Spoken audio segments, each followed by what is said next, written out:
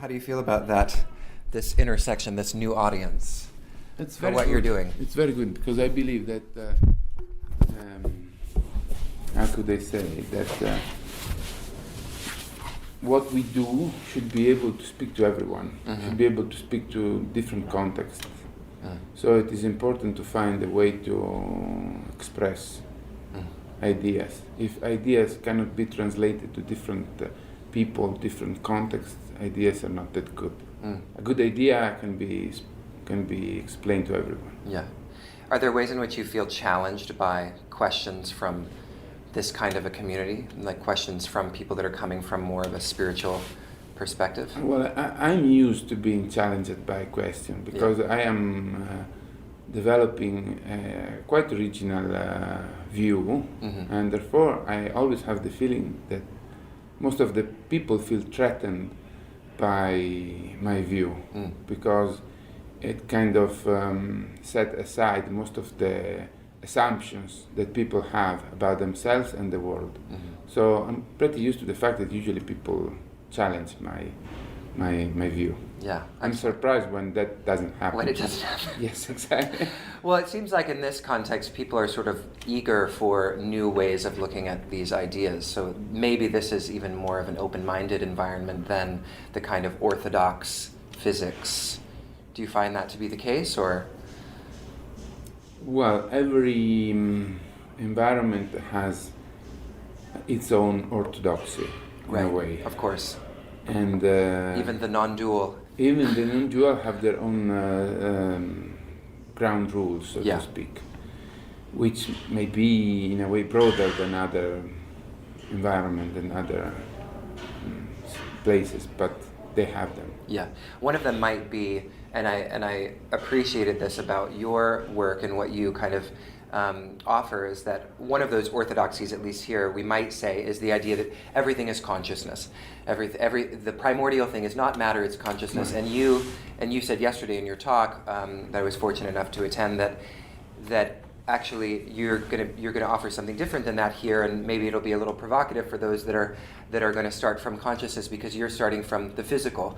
But of course, as we know, the physical to you is much more nuanced than the more I guess status quo understanding of what the physical is. So, do you want to talk a little bit about what the physical is? From a kind of orthodox standpoint, or from a mainstream cultural standpoint, and then what you're offering as a different way of viewing the physical? Yes. Well, let me put it this way.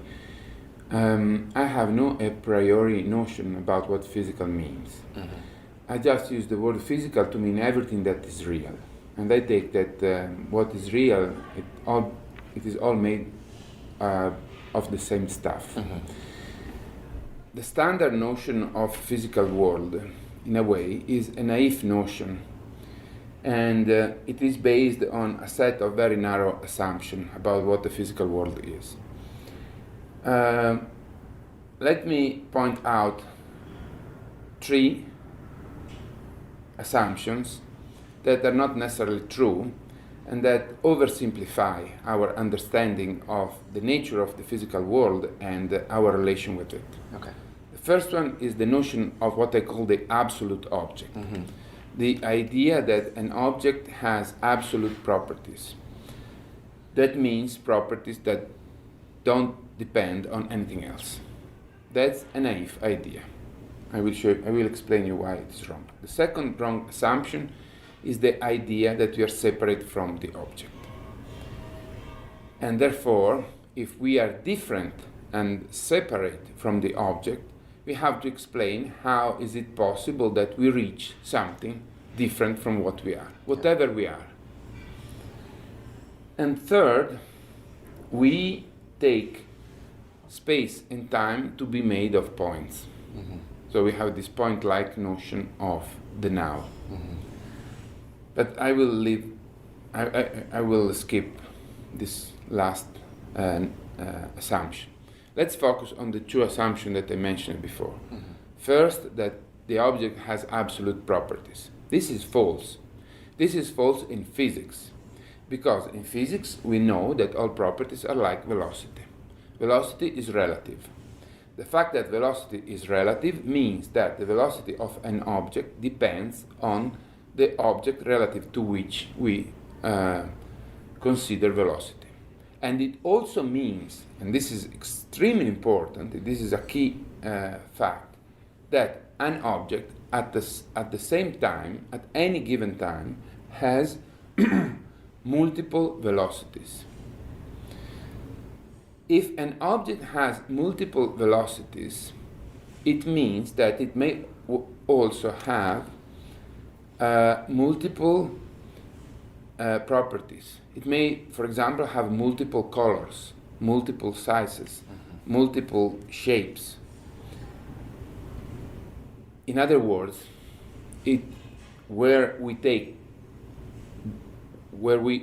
there is just one object, there are multiple relative objects.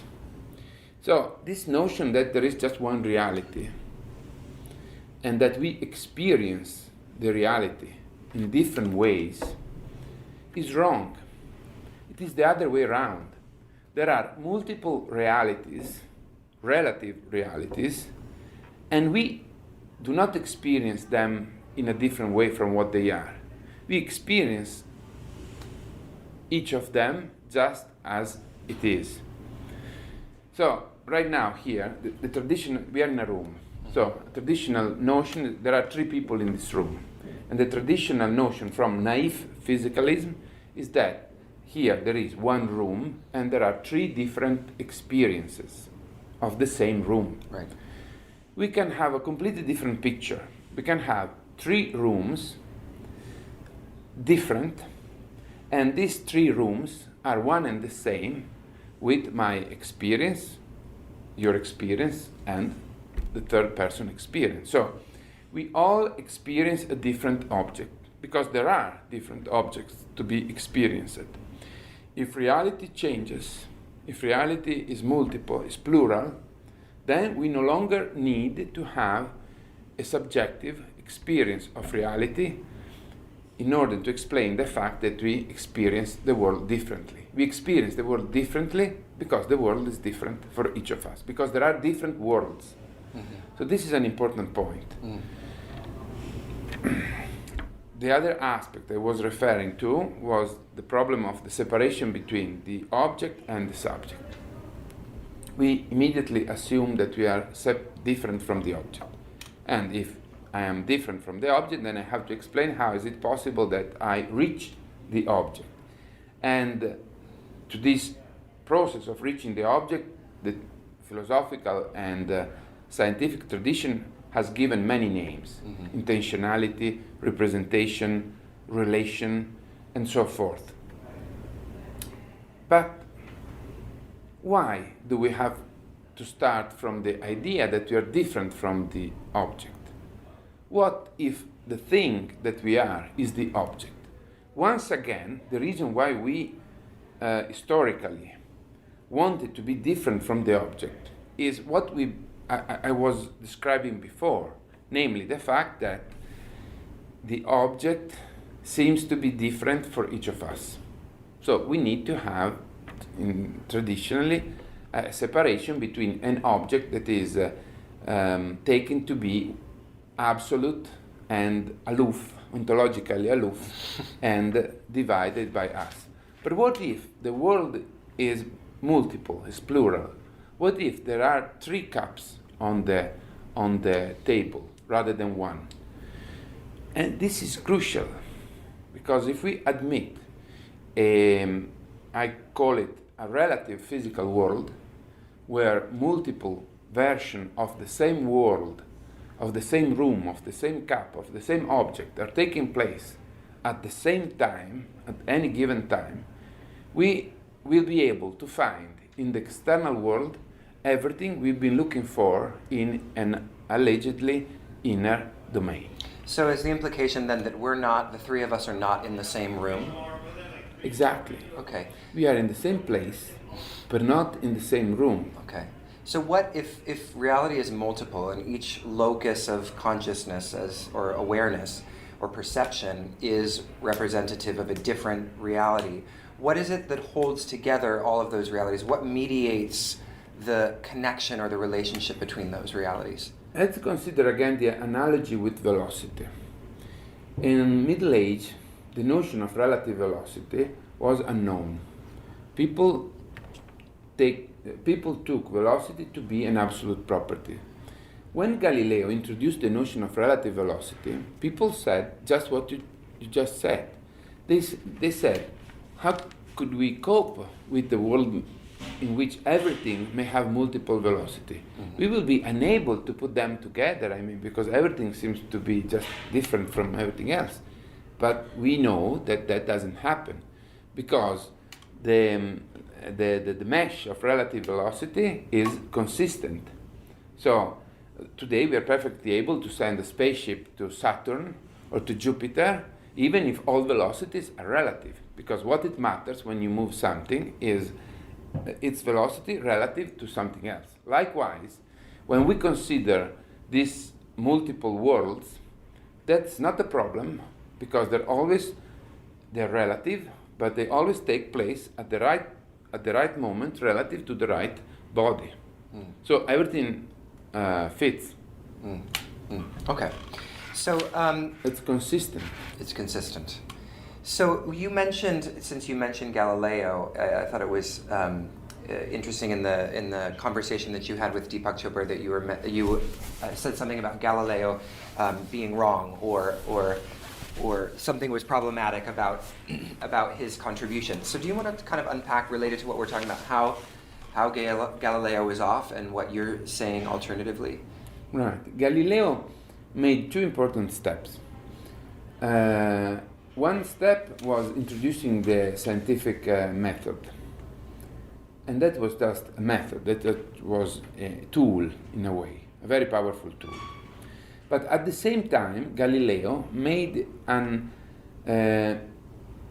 unsupported claim, namely that reality is split in two halves.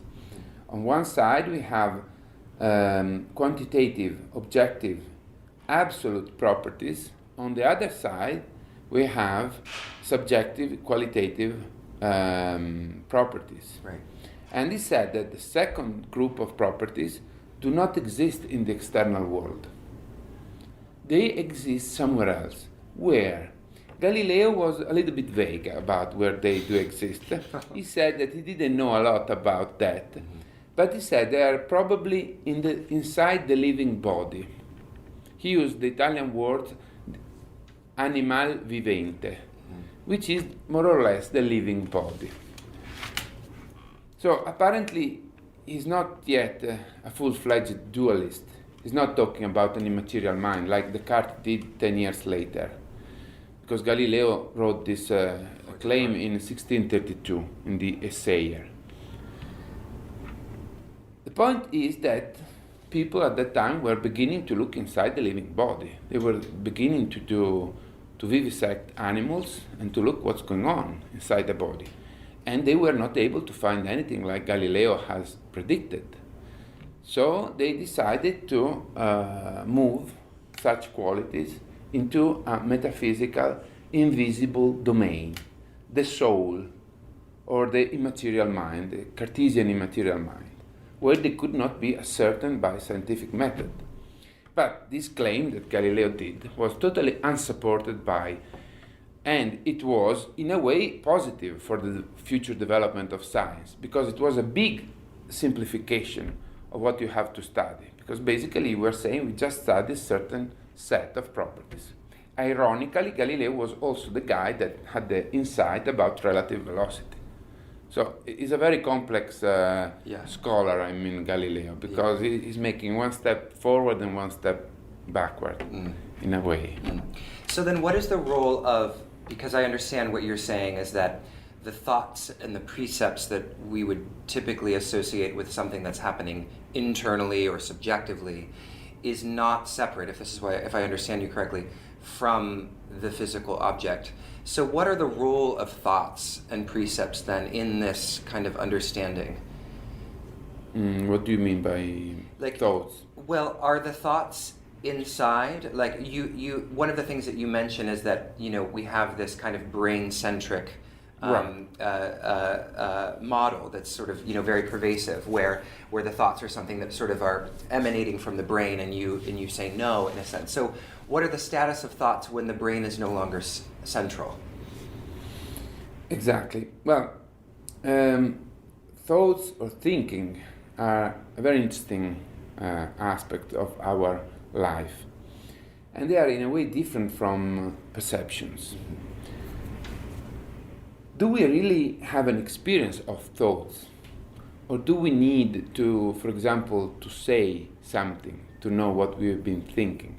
There's a famous quote by Foster, the novelist, who said something to the effect that how could I know what I think if I don't say it? And if we think about what's going on when we think, we will find out that most of our process of thoughts seem to be unconscious. They are surprisingly unconscious. For example, Nietzsche was famous to claim that I don't think what I'm gonna think, or something to that effect. And if we consider that it is there's a grain of truth, think also about creative processes. They're usually unconscious. We don't have an experience. Usually then we are working on some problem, then we go around, we take a run, we take a shower, and then all of a sudden we have a new thought. Mm-hmm. So what do we experience when we have thoughts? There are two possibilities here. One possibility is that sometimes we just experience words. So we call thoughts the fact that we are used to use words, mm-hmm. and so there's a strong relation between words and thinking. The other possibility is that thoughts are a way of extended perception, and that when we perceive thoughts, we perceive something that belongs to the world. Basically, what I'm trying to say is that if we look at what we experience when we, for example, think of, say, New York, is New York. So in the end, those two are nothing but a way to reach the external world. We never think about a pure thought. We never think about thinking. We always think of something else. Mm. I think of my children, I think of my place, I think of my car. So thoughts may be a different way to perceive the external world, but in the end they bring us to the external world too. Mm. Okay, so you've been using this word experience a lot, but I remember when we also in the conversation with Deepak that you took issue with the word or the concept of experience, and so I guess could you elaborate on what that means, and then also maybe you could describe, if we throw out that concept, what do we put in its place? This is a question that I like very much because it is one of the key points. Experience as a notion is always experience of, like awareness, mm-hmm. is always awareness of. Yeah. So there are words that imply the separation between us and the external world. So I use the word experience only to refer to the fact that we are something when we are alive, when we deal with the world. I see you, I see this room, I see this table, and I have to explain this fact. So when I use the word my experience, I just refer to a cultural context in which we have to explain our existence in the world. Mm-hmm. And now I'm getting to the point. To explain what is experience, we need to explain experience in terms of something that does not require a subject, that does not require the of, in a way. Mm-hmm. We have to explain experience in a way that it is not a transitive notion. Mm-hmm. And my proposal is that the experience of a cup is for that cup to exist. So I would like to substitute the notion of experience with the notion of existence. So, what does it mean, in my view, to experience an object? It is nothing but to be that object. So, existence, in this relative existence, the relative notion of existence I referred to at the beginning, is a substitute, is an explanation of the notion of having an experience of something. Mm-hmm. So rather than having to reach the external object, I am the external object. Mm-hmm.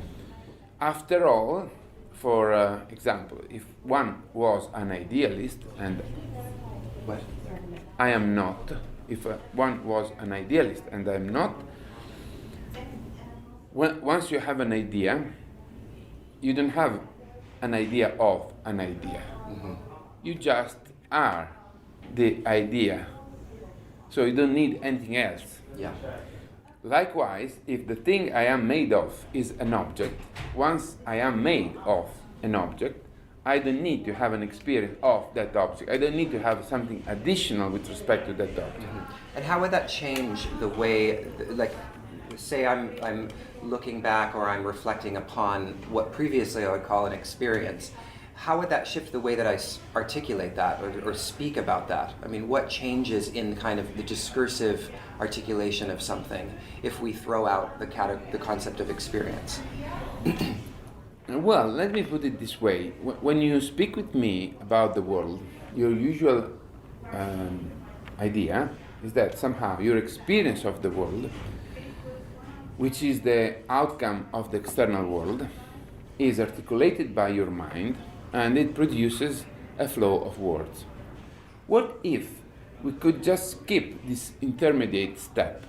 What if your body is just a proxy of a world of things that are producing effects in your body right now? So it is the world that articulates itself through your body. Your body is a proxy through which a world of things, rather than a world of pure experience, is acting through. So, one of the points of my proposal is that the body is not what we are. It is just a proxy. We are something else, but not something that is inside the body. It's something that it is all around our body, and that through our learning, development, interaction with the world, becomes able to produce effects through our body. So when you speak to me, when I speak to you, what is that producing what I do? It is the world that is in my past, in the past of my body. It is what I've seen in Italy, the people I spoke with in Italy. It is what I've seen, which is a world of objects after all. So I'm just suggesting to skip the intermediate step of so there's no Riccardo in that framework. Riccardo is that framework. The thing that is identical with Riccardo is that framework, which is not nothing, which is something. It is a world, a world of real things. Okay. So we're here with Riccardo Manzotti. Am I pronouncing that correctly? Correct. Oh, good. Who's very the author? Very good. And remember, Riccardo with double C. Yes, and I wrote it down with 2 C's. I'll have everyone know who's listening who can't see. He's the author of The Spread Mind, Where and Why Experience and the World Are One. And so we've talked a lot about experience and how this is sort of different from other accounts of the physics. But I want to take that question that I just asked you about, what changes about the way that we speak a little bit further, and ask just another question about the implications of this theory from an embodied perspective. I mean, I sort of understand, it's about the different kind of aesthetic that it produces in my own way of understanding all of this, but how does this change my lived relationship to the world, if at all? I think it makes a very profound change in the way we interact with other people and with the world in general. Because the traditional notion that we are an immaterial mind going around inside a body and interacting with the world it is a view that I would call it a masturbatory view of the mind, because according to such a view, traditional view, the whole point of the world is to masturbate my brain in order to allow my brain to produce that image, internal image of the world. Yeah. But as long as we're able to produce the same internal image by other means, drugs or computers or other tools, for the subject, there will be no difference. Because for the subject, the only things that matter is such internal production of images. Yeah. According to my view, this is not possible. And in order to have an experience of the world, we need to be the world we have an experience of. We need to be one and the same. And it also opens the prison of the body, the prison of the mind, and it allows to what our mind is made of, to be made of real stuff, to be made of objects. So I found it very relaxing and very reassuring the fact that I'm not inside this thing, but that everything I see is real. Everything I see is just what it looks to be. So it is an extremely form of realism, and it gives a lot of substance to our life. And if I may add another thing, it also changes from a social perspective our attitude towards the world, the ecology, and the other people. Why? Because if I take to be a mind, an immaterial mind inside the body or somehow related with the body, I could not care about the others as long as I am safe. But if I am really made of the external world, then I need to take care of the world. Because the external world, it's me, in a very metaphysically strong sense. So it paves the way to a sort of ecological altruism, ontological altruism. Because in order to take care of myself, I would need to take care of the world I am made of. So this shift in the center, in the ontological center of the self, in my understanding, might have strong influence, strong consequences on the way in which we conceive of our relation with the world. Have you seen the movie Her? Yes. What do you think? Okay, so I had some immediate kind of, I don't know, a part of me felt that it was problematic from a scientific perspective, like the idea that consciousness, just to rehash the plot for those that are listening that don't know, it's a computer-generated program that this guy falls in love with, and then she's been created and she's conscious, and her consciousness expands so much that all of a sudden she's no longer in the world, and she actually has to leave the world. And it seems like from what you're describing, and the function of consciousness, physical consciousness, as if we can call it that wouldn't make sense, right? Because for consciousness to transcend the world would be to go, for it to be above the world, to expand so much that it is no longer in the world, would be to leave the world behind, and would be in contrast to what I think you're describing. Can you maybe articulate that better than I can? Computer scientists, in a way, are all Platonists in disguise. Yes, yeah. They love the idea that our mental processes, that our mental life is nothing but, guess what, computations. Yeah. Because that's what they do all the time. And they like computation, like Plato, like transcendental ideas, because they're clean. Mm-hmm. They are functional equations, they are just numbers, they're bits.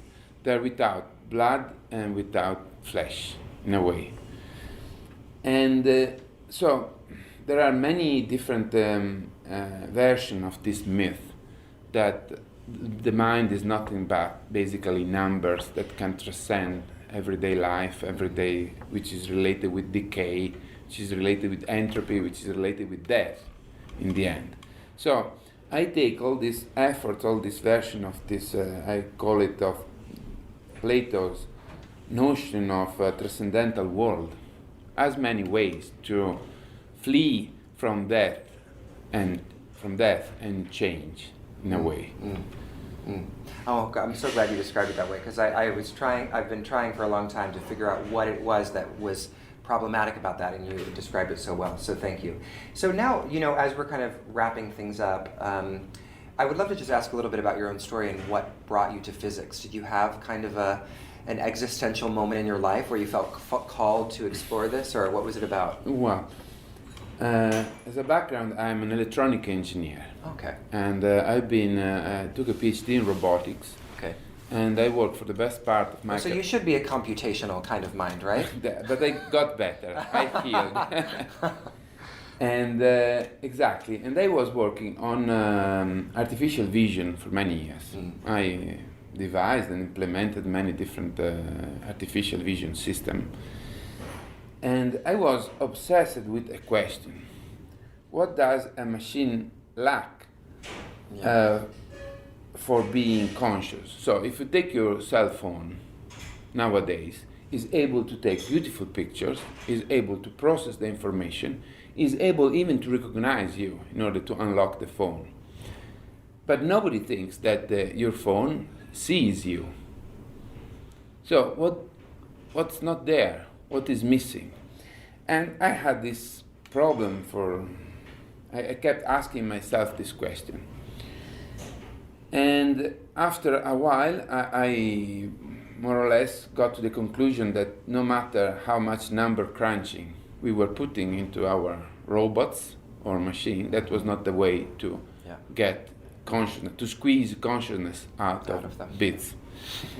And therefore, I started to shift towards, let's say, more broader approaches. So I went from robotics to psychology, and then from psychology to perception, and then to philosophy. Mm-hmm.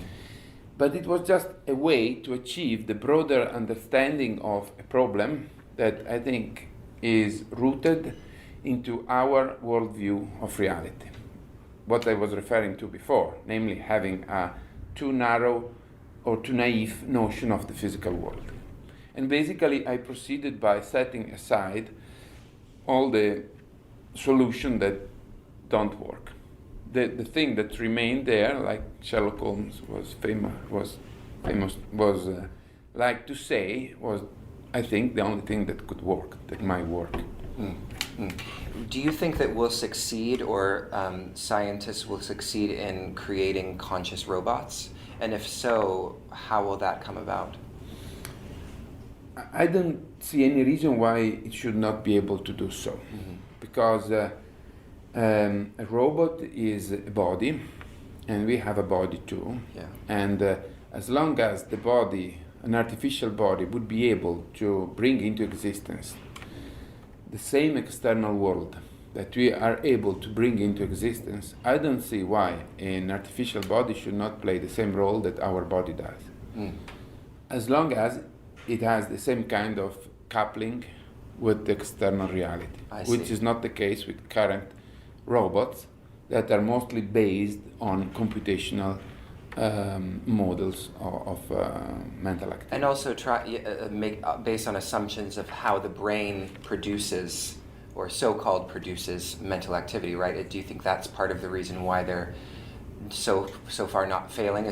Failing is because they're not being built in what you're describing, which is the relationship between a body and an object. Exactly. But rather, they're trying to base it on the idea that things need to be sort of in a computer, and it's not about the relationship, it's about sort of like the house of the mind or something. Exactly. Most currently available cognitive models are based on the notion of representations. And the idea that we have to develop the best representation possible inside the computer. Yeah. And the notion of representation, of course, is a dualistic notion based on the idea that there's a world and an internal representation. And we have all bamboozled by movies like The Matrix, for example, in which we see that there are these beautiful green characters falling down from the top, And then all of a sudden they become colors, cars, buildings, the woman with the red dress, and nobody explained how is that possible. But that's a myth. We have no examples of cases in which a brain in a vat has produced an experience of a color. Nobody has ever been able to induce the experience of a color in a congenitally blind subject just by stimulating the brain. If you stimulate the brain of a congenitally blind subject, the subject will report to have hallucinations about touch, sounds, tastes, but no colors at all. In order to have an experience of a color, you need to have an actual encounter between your body and an external property that we call color. Consider also. No, I forgot what it was. Sorry. That's all right. No, this is good. No, yeah, it's probably setting in quite hard. So, well, this has been a great conversation. Is there anything else, based on what we've discussed or based on your work that you kind of want to share? Actually, I do have a final question, which is, and we'll ask that question again in a second, but I'm always interested to hear kind of what the people I interview think is kind of the most pervasive myth, and in your case it would be maybe a myth of science or a myth of physics that you think is doing the most harm to our own relationships or our own relationship with each other and the earth. So from your perspective, what is the most kind of unfortunate or problematic myth that we're working with? Well, the split between the subject and the object, that's definitely a big issue. Yeah. Because it paves the way to all kind of opportunistic and selfish behaviors, because we are split. Yeah. So from a rational perspective, once I am separate from the external reality, who cares for the external reality? The thing that matters rationally, it's me, and I'm not the external world. Mm-hmm. So that's definitely a big issue.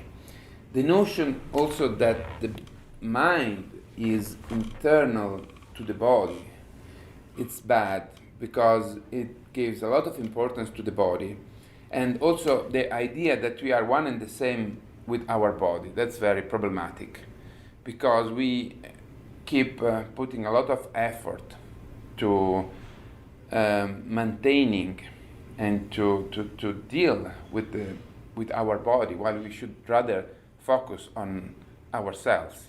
Mm-hmm. Which, of course, the body has a role in making ourselves well and happy, but it's not the same. So we should shift that. So also identifying ourselves with our own bodies, that's very bad things to do. Mm-hmm. So is there anything like perception after death in this model? Like I take it if experience, I shouldn't use that word, but if whatever this is, existence, is contingent upon having a body, then the implication is I don't have a body, I don't have existence. So then the status of something like the soul would not be operative. Well, let me put it this way. The body has an important role. The body acts like a dam. Let me make this analogy that I like very much.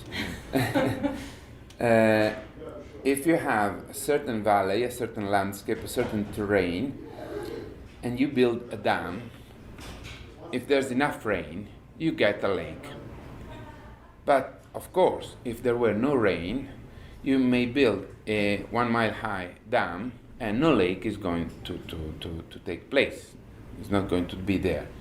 So the dam is necessary for the existence of the lake. But the lake is not literally created by the dam. Neither the lake is the dam. Of course, it would be crazy to look for water inside the bricks of the dam. The dam is just a condition for the existence of the lake. But the lake is something else. The body is just like the dam. It's the condition that allows a world of things to exist in a certain way. It is literally as though there's a flow of previous events that are stopped right now by my body. And they exert a pressure, like the lake. this pressure, I would dare to say, is my will. Is what I would like to do at any time. I feel a pressure of doing something. And I take that to be very alike to the pressure that the lake exerts on the dam. But of course, if you destroy the lake, if you destroy the dam, the lake would disappear, but not the water. Yeah. So I left it open. What would it happen when the dam collapses at the end of its life? Would the person disappear, or in a way it would get back to the original state of being distributed like water everywhere? Yeah. I don't know enough to say anything about that, but that's a beautiful thing to kind of meditate on. It's a beautiful metaphor. I don't think I've ever heard that metaphor before. I had it written down. I really wanted to talk about it, so I'm glad you brought it up. So this has been a really interesting conversation, Riccardo. Thank you so much for spending time. Well, there is one more thing Yes, that you please. mentioned at the beginning that I would like to mention before going away. In a way, there's a social aspect related with this notion of the absolute object, which is also related with our own personal and private life. Once science put forward the notion of the absolute object, science also decided to, how can I say in English, to hold the right, something like that. Yeah. The authority. The authority of saying what that object is like. So science started to say what the world is really like. And because of that, because of the authority of science, the experience of everyone was downgraded to subjective individual experience. Yeah. And we all felt powerless in front of science, because science is the only authority that has the right to say what temperature is really like, what color is really like. And if I don't see what science predicts that I should see, then I have an illusion. Then I am mistaken. Then I have a perceptual error. The blame is always on the side of the individual. Science, as a group, has the right to tell everyone what the world is really like. If my theory is correct, if my view is correct, we are going to upturn the table, and we are going to give back to everyone the right to say the world I live in is not my subjective private world, but it is a world as true and as real as the world that, for their own reason, a group of scientists may say that they like to take into consideration.